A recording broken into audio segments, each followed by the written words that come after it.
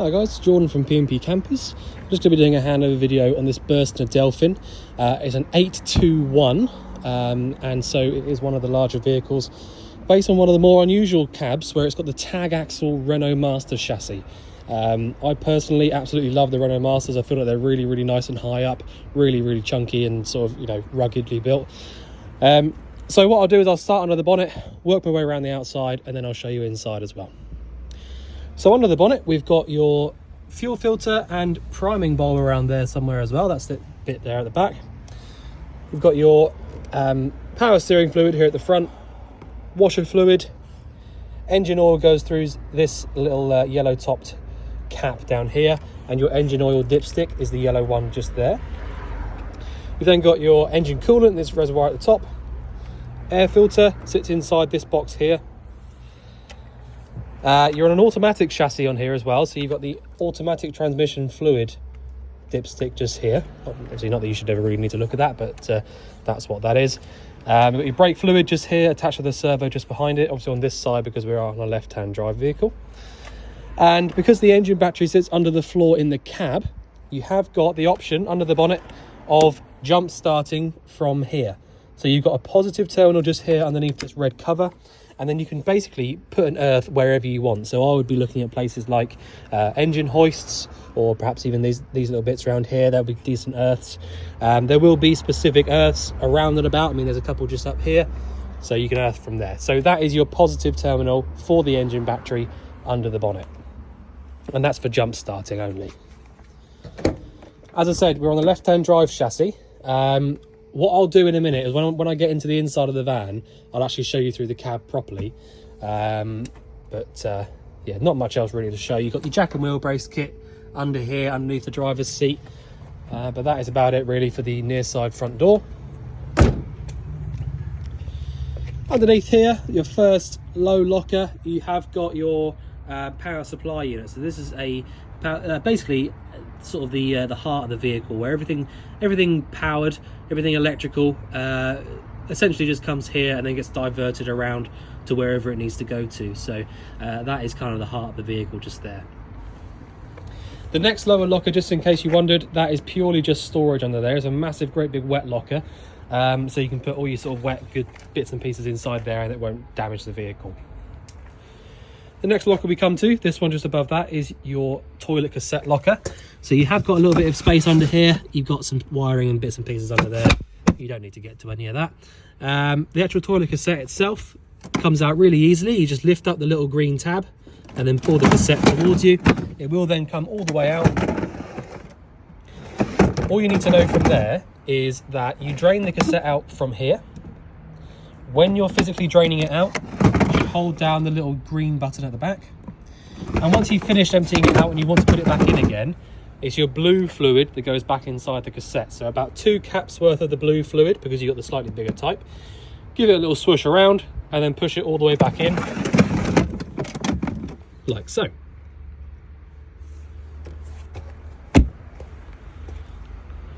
Right, so towards the back of the van on the near side here, we've got a couple of bits I need to show you. So you've got your electric hookup point here. All right, so if you do have access to a hookup cable, it's really helpful to have that plugged in. Having the hookup plugged in means that you can use any of your mains powered appliances. It means that any of your 3-pin sockets will come to life, and it also means that your leisure battery will be being charged up all the time it's plugged in, so you don't have to worry about your voltage. Next door to that, we've got your Aldi heating system. So this little vent just here is all to do with the boiler. So if you've got the boiler lit up on gas, or if you're using it whatsoever, you should feel some warm air coming out through the bottom of this vent just here, and that is just a way of double checking that it's definitely working. Your freshwater filling point is this one at the back just here as well. Right, it's locked up at the moment, and that is where you fill up your fresh tank. So at the back of the van, we have had to fit a new reversing camera to this van. The original one had unfortunately packed up. It's not a bad thing, because obviously you've got a nice new camera there now, but so that is up there. That's what the bit is just underneath the brake light. You've got the tow bar here. You've got an Alco chassis, so you've got the Alco, it's like the uprated sort of chassis really. Made by PWS. I don't think they're a company anymore, but we used to use them years ago. So to the off side of the van, we've got a few, less little bits and pieces to show you, but we have got the access to the absolutely massive garage. So you've got a light back here, which obviously allows you to see what you're doing. Various bits and bobs in here. I think this is all to do with like an external privacy room / awning. So previous owners obviously just left all this sort of stuff in, so you can have a good look through that. This tank just here is your waste tank. So if you want to drain out your wastewater, you just open this up and it will drain all the water out onto the floor. That's about it really for the garage. I'll turn this light off before I forget. Next door to the garage, we've got these two grey vents here. So these are both to do with your fridge. So if you did have any problems with the back of the fridge or any problems at all with the fridge, this is where you're going to come to have a little look at that. Now, obviously, to be honest, when it comes to the fridge, if you do get any problems, you just need to give us a ring because, or anybody, any engineer. But the fridges are a little bit sort of complicated on the back, so I wouldn't bother sort of moving bits and pieces around on those because they can be a little bit tricky. But that is basically just the access to the back of the fridge. The burner and everything like that will be down here on the lower one. Just sort of pointing out what they are. All the windows are in nice condition. No sort of big cracks or anything nasty on those at all. The bodywork as well is absolutely lovely, to be honest. I mean, we have cleaned it up, but it's fantastic, really nice. You do have an awning light just here underneath the awning. You can see that it's an Omnistore full size awning. That's probably a 5-meter awning, I would imagine. So next locker we get to is your gas locker. So the gas locker itself is a really good size. You've got 2 refillable gas flow bottles. At the moment, both of these bottles look like they are absolutely full to the brim. So you're going to have to work pretty hard to use these up because they do, basically the gas on these tends to last a lot longer than people expect. So all you need to know, to be honest, is that to turn the bottles on, we go anti-clockwise around to the left, all the way up until the valve stops. And that means that it's completely on. Same goes for this one, all the way anti-clockwise. You've got a changeover valve here as well. So at the moment, it should just basically use gas from either one of these and then switch over to the other when the other one's empty. And because they're refillable bottles, you do have a refill point down here just underneath your chassis plate. So the gas flow refilling point is this one here. Any petrol station that has LPG written on it, on the sign, will allow you to fill up from here. Now at the moment, this is for the UK market. I don't know, I'd imagine it probably is. Yeah, a couple of, I'll just put this little cap back on, just from doing our test. In this white bag here is the adapters for European travel. And the reason you need adapters is because you've got different filling points all around the world. So there'll be one for Italy, one for Spain, one for France, blah, blah, blah, blah. This is the one for the UK. It's like a bayonet fitting, really easy. But if you go to, let's say any other country, you will need their specific adapter, which it looks like there's a few of those in that white bag. Just be aware of that. So, that's about it really for the outside. So what I will do is I'll just jump in and I'll show you around the cab. The van's been cleaned, so I really don't want to make it a mess. Right, so the cab first. As I mentioned, this is an automatic van. Now, to be honest, it's already quite a sought-after vehicle. First of all, being a Burstner, it's pretty much the best brand there is. Automatic is another huge thing that people look for.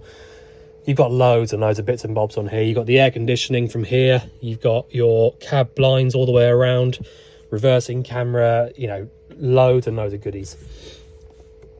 So on the actual cab itself, we've got your lights on the left-hand stalk just here, fog lamp, and your horn is on the end of this stalk just here. I don't want to scare anybody out on the site, so I won't press it, but your horn is on the left-hand side. Your washers and wipers, like normal, are on the right-hand side here. And I'm just going to briefly run you through the automatic gearbox. It is so unbelievably easy to use, but I will just explain how to use it. So what we've got on the actual stalk itself, we've got neutral by pushing it once to the right. Reverse is over and down. Changing up the gears, down the gears, and then selecting automatic is to the left. Now, I'm just going to get the key out and pop the ignition on, which might not be a good idea because I've got some power on in the back. Okay, it's all right, it stayed on. Right, so when it comes to this automatic gearbox, it can take a little bit of getting used to because the gear selector itself always ends up back in the same position. It doesn't stick in any of the positions that you put it in. It always ends up back where it is now. So at the moment on the dash, I have got an N on the screen. So that means that we're in neutral. Yes, I've got to have the handbrake on because it's not a parking gearbox. It hasn't got a park function. So you do need to make sure that you use the handbrake anytime you're coming to a stop. But we are in neutral. If I put my foot on the brake, I know the engine's not running, so it won't do anything. But if I put my foot on the brake and go up one, we've now selected gear number 1. If I go back to the right just the once, we're now back in neutral. And if I go over and down, we've selected reverse, and the reversing camera will come on. Okay, so the main thing to remember with this gearbox is that to get it back into neutral, you literally just press once to the right and you're back in neutral. Doesn't matter where you are on the entire gearbox, if you press once to the right, you go back into neutral. All the time that you're driving along, you're going to want to be in automatic mode. Now, it won't come up with an A next to the N whilst the engine isn't running, but you want to be in automatic mode because if you select gear 1 and it just says 1 there like it does now, then basically you're going to be driving along in manual mode and you'll have to select the gears manually yourself. Okay, like this. Okay, so you're going to want to have an A next to the number when you're driving along, and then it'll actually change the gears for you. Other than that, to be honest, it is very, very straightforward. It's something that you'll get used to straight away. It's like a second nature kind of thing. But you know, I just thought I'd explain that to you just in case you haven't driven one of these before. Stereo has got its own isolation switch just inside here, which you can just about see. So you need to make sure that you switch this off before you leave the vehicle, otherwise it will stay on. Okay. So that's about it for the cab, really. There's not really much else that I need to run you through. It's all pretty straightforward in here. Right, I've got a few bits off just here. I'll go through this stuff with you in a minute. But the first thing I'm going to do is run you through the control panel here above the door. Just before I do that, though, I will just sort of run you through the layout in here. So you have got a really, really popular layout.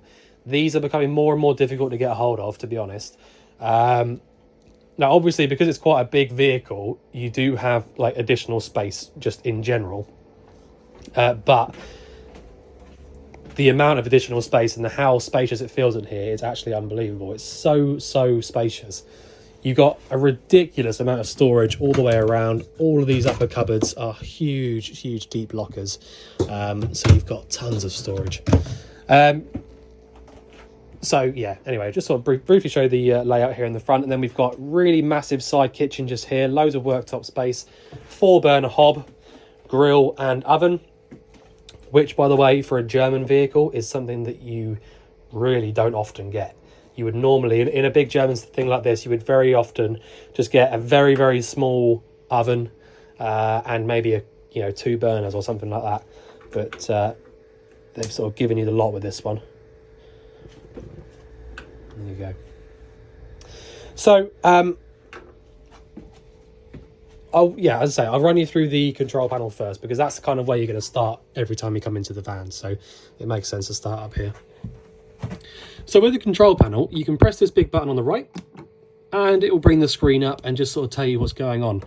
When you scroll through here, essentially all it's doing is telling you what things are doing and what the battery levels are and the water levels and all that sort of stuff. So at the moment it's telling us that the ancillary battery, which is the leisure battery, is on 12.1 volts and it's being drawn 1.1 amps. Or actually that might be 4.1 amps, can't quite see it.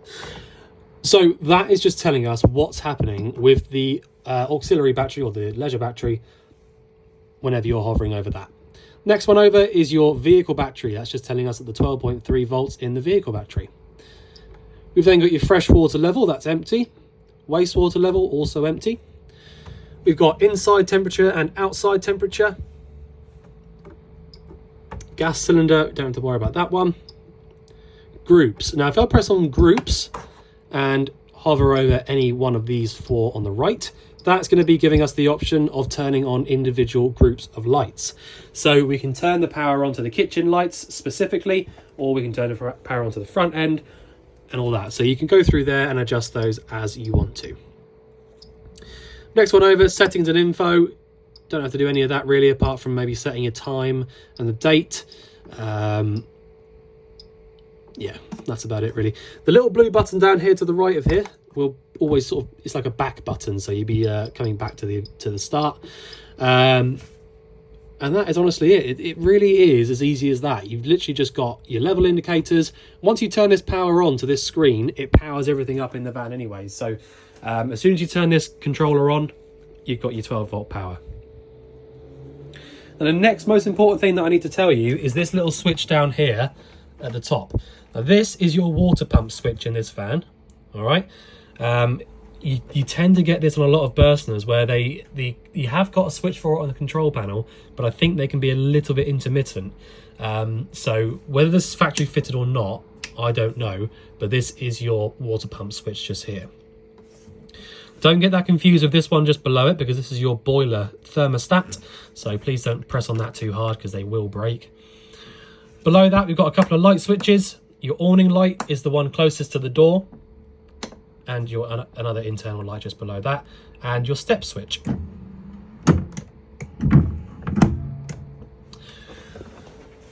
Right, so the kitchen is very, very straightforward.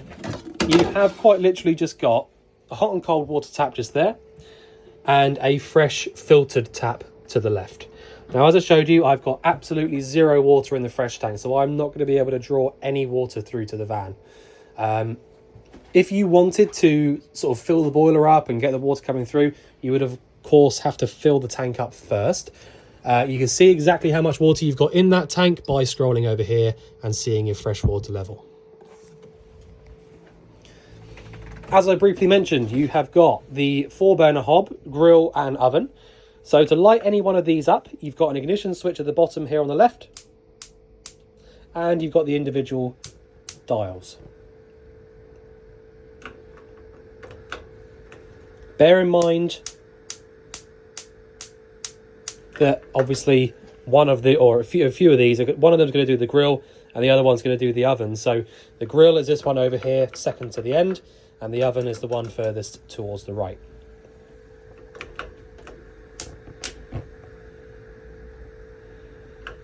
Okay, so that is your cooker. It's to be honest, I very rarely actually run through the cookers very much because they are so self-explanatory.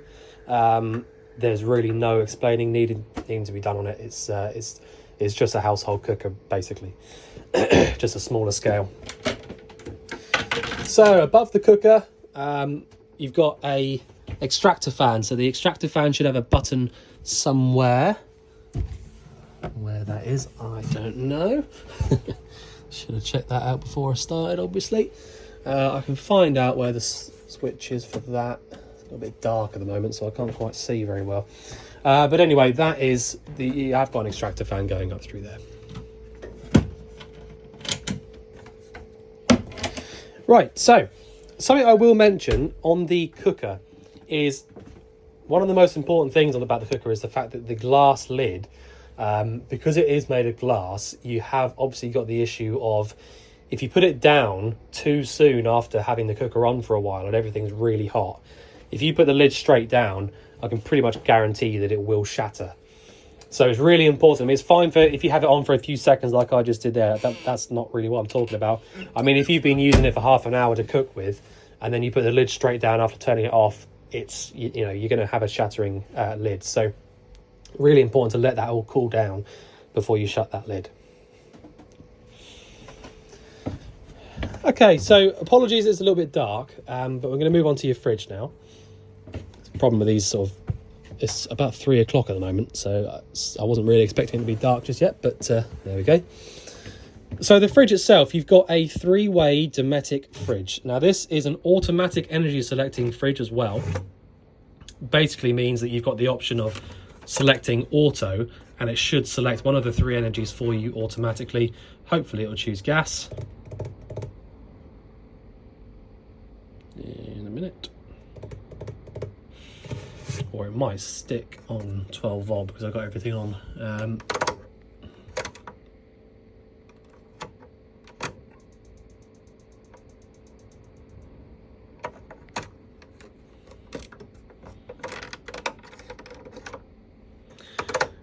Essentially, the idea behind it is that you've got 3 options. So you've got the gas, you've got the mains, and you've got the 12 volt. Now, the 2 ways to get the fridge cold from warm are gas or electric. Now, the electric will only work when your hookup's plugged in, and the 12 volt will only work when your engine is running. Hence why I get a red light on the mains and a red light on the 12 volt. If I left it on the mains here and walked around and plugged the hookup cable in, that red light would go green. If I left it on the red here on the 12 volt and I started the engine, the red light would go green. So the 12 volt, the battery symbol there, is not powerful enough to get the fridge cold by itself. So you have to make sure that you pre-cool the fridge either on the gas or the mains before you leave. Select 12 volt for when you're driving, and then select one of these other 2 again when you're parked up. Now, the automatic function, in theory, should select one of these 3 energies for you automatically. There you go. It was just taking it a little minute. I was being a bit impatient. So it selected gas for us straight away. Now, the reason for that is that what it will do is it will try and use the mains first. It will then take it a few seconds to realise that it hasn't got any mains plugged in, and then it will try and choose the gas. If the gas doesn't work, it will then try 12 volt, and if all of that doesn't work, it will just stop trying. So that is the idea behind that. It should, if you leave it in automatic mode, it should choose the correct energy for you, regardless of your situation. But to be honest, I tend to find that I prefer doing it manually, because then at least you know. I suppose sometimes you could forget, but at least you know that it's definitely on the correct energy that you want. So that's how you use the fridge. You have got a freezer section at the top and the main fridge section at the bottom.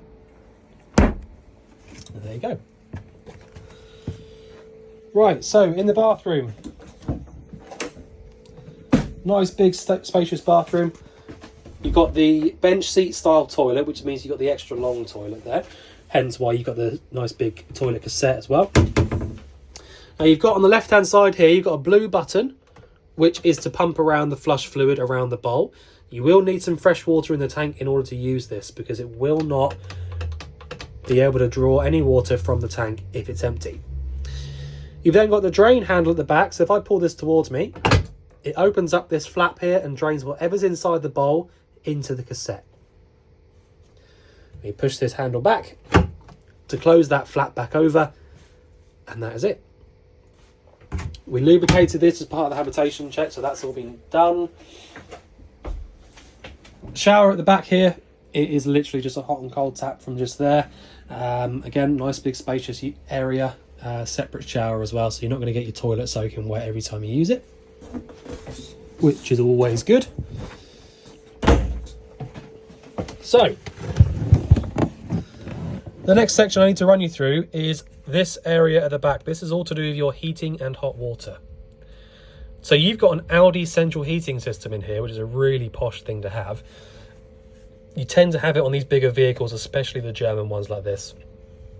Essentially what it means is that, the difference is, a lot of the time you have a Truma combi boiler, which means that you've got a blown air heating.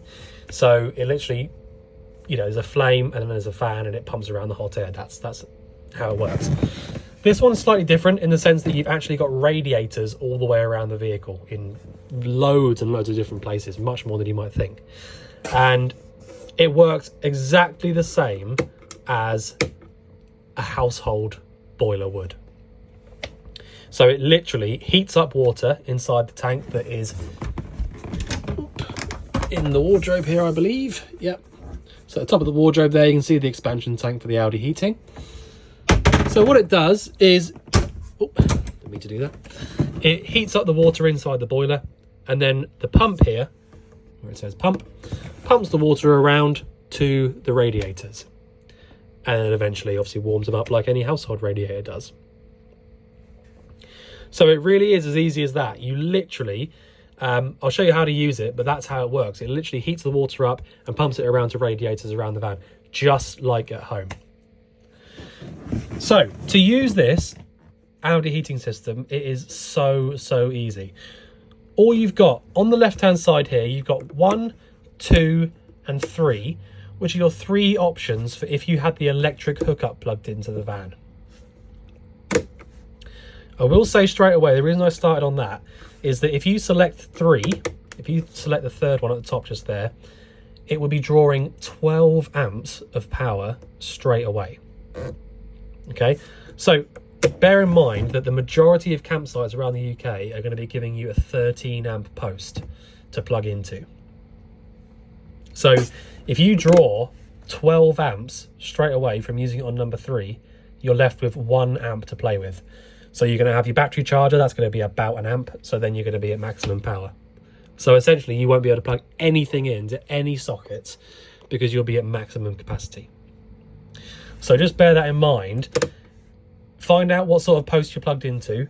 If you go to a campsite and they say you've got a 6 amp post, which is unlikely, but if they do, then you can't use it whatsoever on that because it's not, you know, it's not powerful enough to handle this. So just bear that in mind. I would prefer to use it on 1 or 2 if I was you. The next one over in the middle here, this is your gas option, okay? So when you click this little button up, it means that the boiler is ready to use the gas. The next one over is the most important one. So this is telling the boiler what to actually do. So if I go up once, that is our heating and hot water. And if I go up twice, we've got hot water only. So back down to the middle is your heating, essentially. Okay, so after a few minutes, it should light up with a red light telling you that the gas flame has come on. We'll just wait for a few seconds to make sure that happens.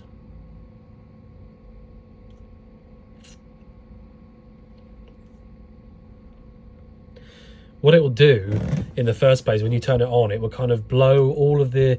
It has a kind of a routine that it does before it tries to light up. It will try and blow all of the excess gas out from before, make sure it's all good, and then it will try and light up. So that's why it does take a little bit longer. But yeah, so essentially, if you're like me at the moment and you don't have the electric hookup plugged in, but you do have the gas on, you would have this one down here on 0, this one up onto the gas symbol, and this one here on whatever you want, either heating and hot water or just hot water. Okay, so the Audi heating system is very straightforward. There's really nothing to it. As soon as you get your head around these 3 sort of options here, it's very straightforward. Multi-vent at the top just here. I'll be honest, I don't really know where the fan is because it's quite a big vehicle. They're all slightly different. Multi-vent is normally a separate trim of vent which will just blow cool air around. So there might or might not be a little fan somewhere inside the van just to blow cool air around, really, in the summer.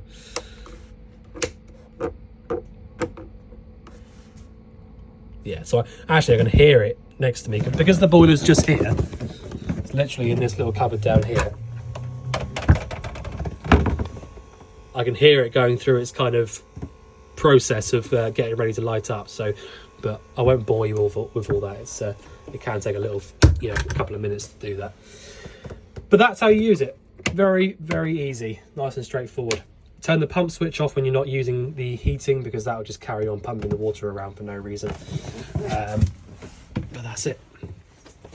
So we've got a big transverse bed at the back just here. Lots of natural light coming in through these side windows. Obviously this one over here is much bigger than the other one. But there you go. So let's just double check I've not missed anything out. I will just say as well, when you've got a van like this that's got Audi heating, you will find that all the radiators have these little valves on them. Now, this might sound really self-explanatory because it's just like a household one, but you can turn these individual radiators off. So if you find that you don't want a specific one on, you can just isolate it by turning that little valve there if you want to. So you've got one of the radiators there. You'll have one in the bathroom, wherever that might be. There you go, it'll be down there, under there. There's always going to be some behind the bed, either side as well. And there'll be some behind the seats as well, hence why there's a little gap just there behind the wall. And there'll be a couple down here in the cab as well. So last thing, I'll just switch this light on so we can see. A little bit anyway. Down here we've got your leisure batteries and a little safe just there as well. So if you do need any access to those, that's where they are.